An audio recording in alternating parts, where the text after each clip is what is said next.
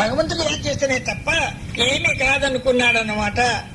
ఆ తర్వాత నాలుక తప్పు వెండకపోతుంది, నాలుక వెండకపోతుంది అన్నమాట. ఏం చేతు అనుకున్నాడన్నమాట. ఏం లేదు, భగవంతుడిని యాద్ చేయాలనుకున్న వారు అట్లనే చేస్తారు గాని అట్లా చేస్తున్నాడు. రామనామ దివ్య రామనామ దివ్య రామనామ దివ్య రామనామ దివ్యామృతపానము తామస దుర్గుణ దోషగరం. రామనామ దివ్యామృతపానమే తామస దుర్గుణ దోషగరం. కామిక పుణ్య ఫలంబులను ప్రేమత బ్రోచే తారక నామం రామనామం. రామనామ దివ్యామృతపానం తామస దుర్గుణ దోషహరం. కామిక పుణ్య ఫలంబులను ప్రేమత చేసే తారక నామం. దారసుతాదులు సరిపో దారసుతాదులు ధన ధాన్యంబులు దేవునితో సరిపోలగుడా. శరణాగత రక్షణకి విలసి ధరలో విలచిన చిలకే నామం రామన బృందావన. రామనామ దివ్యామృతపానమే తమస దుర్గుణ దోషగరం. కామిక పుణ్య ఫలంబులనసగే ప్రేమతో గోచరి తారక నామం రామ. దాహము తీర్థము దప్పికయోడ్చే దీనుని చూచి దాహము తీర్చెము రావనామం. గొప్పక పలికిన చిప్పలులన్నీ అప్పటికప్పుడు హరించనామం. రామనామ దివ్యామృతపానమే తమస దుర్గుణ దోషహరం. కామిక పుణ్య ఫలంబులను సగే ప్రేమతో చెడి తారక నామం. ఇలా ప్రార్థన చేయగా 2 గజముల దూరమున భగవంతుడు ఒక శుభ్రమగు బావిని సృజించెను. ఆ బావి వద్దకు చేరి దాము తీర్చుకొని తిరిగి వచ్చినప్పుడు చూడగా ఆ బావి అగుపడకుండెను. శ్రీ నారాయణ గారు కేశవపురం చేరుకొనిది. ఇచ్చట నేను స్థిరముగా నుండిన బాగుండునని సంకల్పించిది.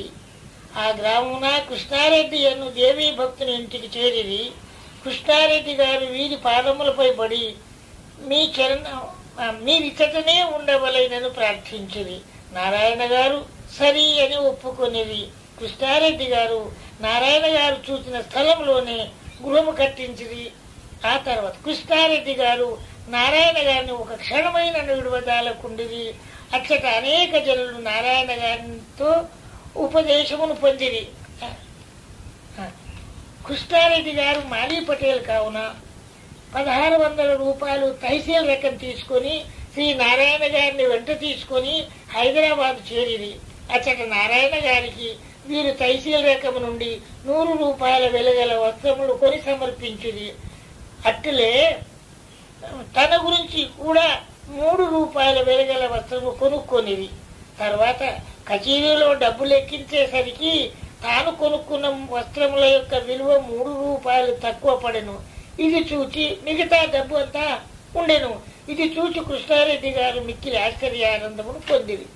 దినం షట్శక్త సీతారామం అని శాలగ్రామం ఉంటాయి. గుండ్రగా నున్నగా ఉంటుంది అన్నమాట, రౌత్తిగా. షట్శక్త సీతారామం అలా సీతారాములు ఉంటారన్నమాట. 6 చక్రాలు కలిగి ఉంటాయన్నమాట. వీరు నిత్యం పూజ చేసేది షట్చక్ర సీతారామం అనే శాలగ్రామం పూజ చేసేది అన్నమాట. నా దేవుడే ఇది అనేటువంటి బాగా విశ్వాసం ఫలదాయకం. నా షట్చక్ర సీతారాములే నా దైవమని దైవ భక్తులు చేస్తున్నారన్నమాట. ఆ తర్వాత ఒకనాడు అట్లాగే గంధము అక్షంతలు తులసి అట్లే వేసాడన్నమాట. ఈ నిత్యం కూడా తులసి పూజలు లేకుండా వీడు పూజ చేసేవాళ్ళు కాదన్నమాట.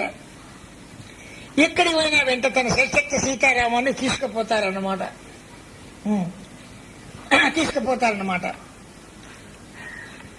షట్చక్ర సీతారామాన్ని పూజించకుండా తాను భోజనం చేసేవాడు కాదన్నమాట.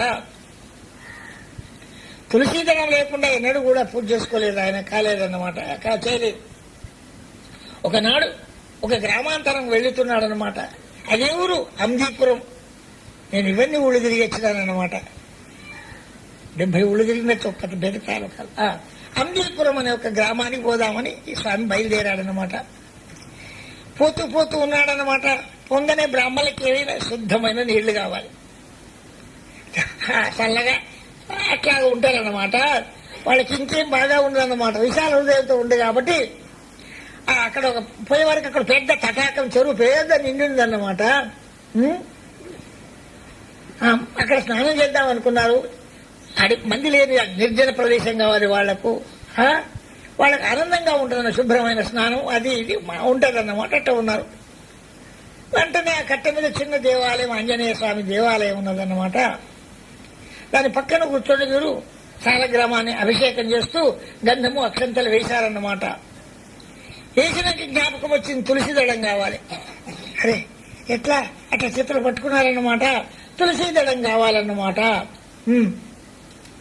అతను 4 దిక్కులు చూశాడు. కట్ట మీద కూర్చుండి ఎక్కడైనా కనపడుతుందేమో తులసి చెట్టు అని 4 దిక్కులు చూస్తాడన్నమాట. అక్కడ ఎక్కడ ఉంటుంది, అక్కడ ఒక్క తులసి చెట్టు కూడా కనపడలేదన్నమాట.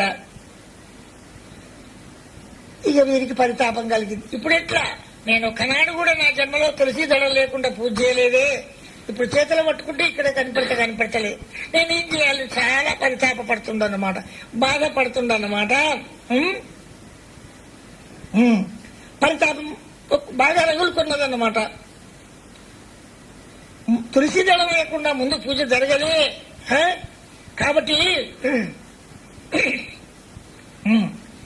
తులసి దళం తెచ్చుకు ఎవరు లేరు అక్కడ. అయ్యా నేను పట్టుకున్నాను, ఎక్కడ తులసి దళం తెమ్మంటే ఎవరు లేరన్నమాట అక్కడ.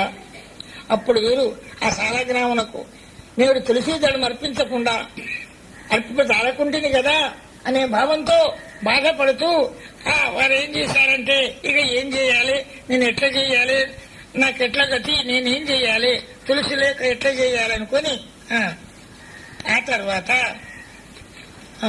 బాధపడుతున్నాడు స్వామి.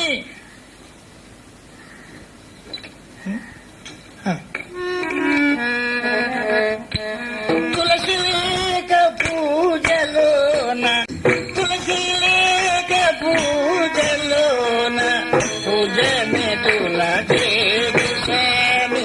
తులసి లేక పూజలోన, పూజనే పూర్తి చేతు. తులసి లేక నైవేద్యము తీసుకునవు రామ. తులసి లేక పూజలోన, తులసి లేక పూజనే పూర్తి చేతు. తులసి నీకు ఇష్టమైన దివ్యమాలము రామ. తులసి వేసి కృష్ణుని రుక్మిణి తులవారమున పూజను గదా. పూజలాగ తులసి లేక పూర్తినట్టుల చేతు రామ. తులసి లేకుండా నేను ఎట్లా పూజ చెయ్యాలి? ఎన్నడూ కూడా చెయ్యలేదే, ఇప్పుడు ఎట్లా? కాబట్టి తులసి లేకుండా నైవేద్యం ఎట్లా పెట్టాలి? నువ్వు ఎట్లా నైవేద్యం తీసుకుంటావు? భక్తులైనటువంటి వాడు ఏం పెట్టాలో అన్నంలో కానీ ఏదాల్లో కానీ తులసి దళం వేయాలన్నమాట. ఇప్పుడు నేను ఎట్లా చేయాలి అనుకున్నట్టు, తులసీదేవి ఎంత నీకు ఇష్టమైన ప్రియురాలు. దివ్య తులసి మాల వేస్తే ఎంత సంతోషం. పండరీపురం పోండి, 100 తులసి దళాలే అట్లా ఉంటారన్నమాట. కాబట్టి అదే కాక తులసి వేసి కృష్ణుని రుక్మిణి తులాభారమునతు. కృష్ణ ఎన్ని తులసి సత్యభామ కొంచెం గర్వం కలిగితే ఈ విధంగా అనుకున్నాడన్నమాట. ఇక చేయాలనుకుని, హే ప్రభు ఎట్లా చేయాలి పూజ అని నారాయణ గారు అనుకుంటాను. పూజలే నేను ఎట్లు వనరుతున్నానని కన్నులు మూసుకొని ఇప్పుడు నేను చదివిన పాట అలాగా పరితపిస్తున్నానమాట. అది అతి పరితాప దేవుదేవుల కంటిందన్నమాట. భగవంతుని యొక్క సింహాసనం కదిలిందన్నమాట. ఆ తర్వాత స్వస్థముకు కూర్చున్నాడు, పరిగిడి వచ్చినాడు భగవంతుడు. మనకి కన్ను తెచ్చుంటుంది. నేనేం చేస్తాను చూసే వరకు పక్కనే దగ్గరనే 3 దూరమున అప్పటికప్పుడు గుబురులెత్తినటువంటి తులసీ దళం గుబుగుబు నమనమనమనమనమ ఉన్నదన్నమాట. 2 గజాల గజం మీద దూరం చికిత్సల పవిత్రమగు తులసి మొలకను ఒకటి ఆవిర్భవించను. చూసారా, గాడిలో అనుకునే కానీ భక్తుల యొక్క మహిమ అపారం ఉంటుందన్నమాట. అప్పుడు నారాయణ గారు నిర్మలమైన తులసి దాన్ని తీసి ఆ తర్వాత చూసి చచ్చిన కొడుకు వేసినంత బరాబరైంది. ఇక్కడ దొరుకుతుంది తులసి లేక పూజ అయినాయి, తులసి దళ లేకుండా అయిపోయి చచ్చిన కొడుకు బతికినంత సంతోషపడ్డాడన్నమాట.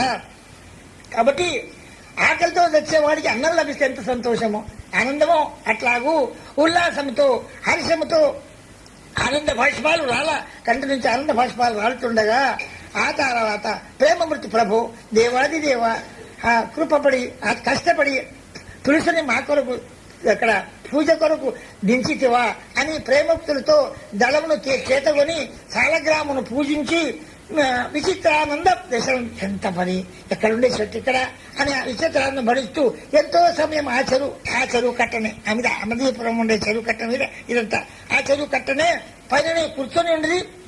ఎన్నో సార్లు ఆ గురుదేవు నారాయణ గారు నాటిన తులసి వృక్షం కళ్ళలో కనపడుతుండే అని శిష్యులు అంటారు.